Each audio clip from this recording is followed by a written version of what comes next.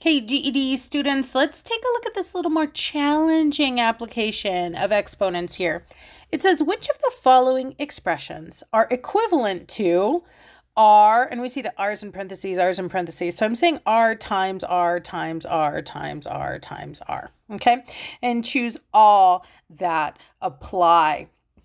Lovely. So really common issue for students is they mix up the rules of adding and subtracting letters. So I shouldn't really call them letters because a letter or variable, it's just an unknown number. So it's going to follow the same rules that numbers did, but it's just a little trickier when I don't know what the numbers are, right? But the rules of multiplying versus the rules of adding will get really mushed up in you guys' heads. In fact, I just had a student talking about that in our Facebook group today, right? And so it's super important to really have in your head the difference between repeated addition with repeated multiplication. Okay, two very common concepts that students mix up. Like they often think that repeated addition, R plus R plus R plus R, are going to do the same thing as repeated multiplication. R times R times R times R. Let me put the other R in front so it looks the same.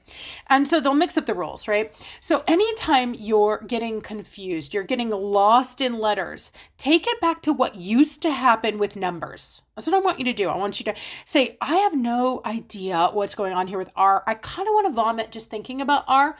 Well, replace R with a number and see what happens here. So let's think about repeated addition. Like if it was a bunch of R's adding, then maybe I'll just replace R with 3. And you say, why'd she choose 3? Guys, I'm just choosing a random number to play, to see what will happen, okay? Versus if I did 3 times 3 times 3 times 3 times 3. Well, it doesn't take me long to figure out that these two things are not the same, right? They're going to give me different answers when I have numbers, like 3 plus 3 is 6 plus another 3 would be 9, and I'm counting by threes here. So 3, 6, 9, 12, 15, right? So if I add 5 threes, that's like 3 times 5 or 15. Okay, so now let's take that back to our letters here. We can see, though, that that's different than what I would get if I multiplied my threes, right? If I multiplied threes, they would get big in a hurry, right? 3 times 3 is 9, times another 3 is 27. Oh my gosh, I'm about to get huge. I bet you don't have this next one memorized probably, but times another 3 would give me, 81? And then 243? I mean, it's going to get huge in a hurry. This is clearly not the same thing as 3 times 5. And so that's what I'm saying. Like, we can take that back to letters.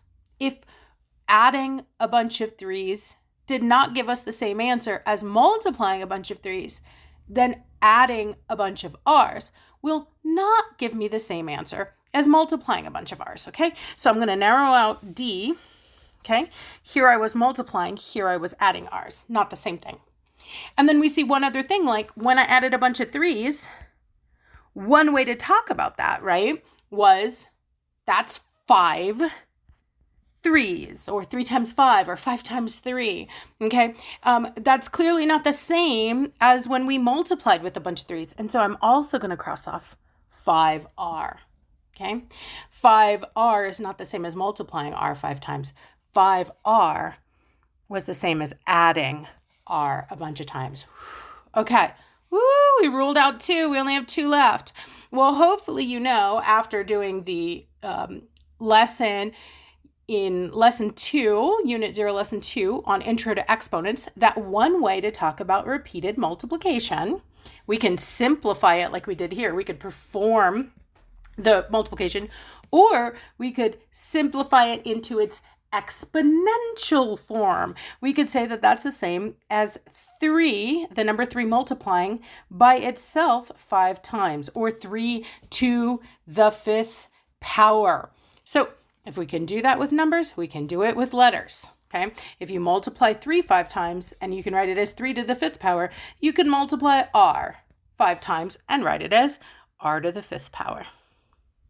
Okay, so cool. A is the right answer, but dang it, it did say choose all that apply. So I do have to think about B. So really common thing that students, think is, well, if I can have r to the 5th power, and it must be the same if I flipped it around and had, 5 to the rth power. How would I even say that? 5 to the rth power, I'm pretty sure. Once again, if you're not sure, let's test our theory with numbers. So I'm going to do the same thing. I'm going to say, is 3 to the 5th power the same as 5 to the 3rd power? Getting rid of the r's so I can test it out, okay? Let's take a look. Well, we already said if I did 3 to the 5th power, that would be multiplying 5 3's. And when we multiplied them together, we got 243. Would that be the same thing? Would that be equivalent to multiplying together 3 5's? Let's see. 5 times 5 is 25.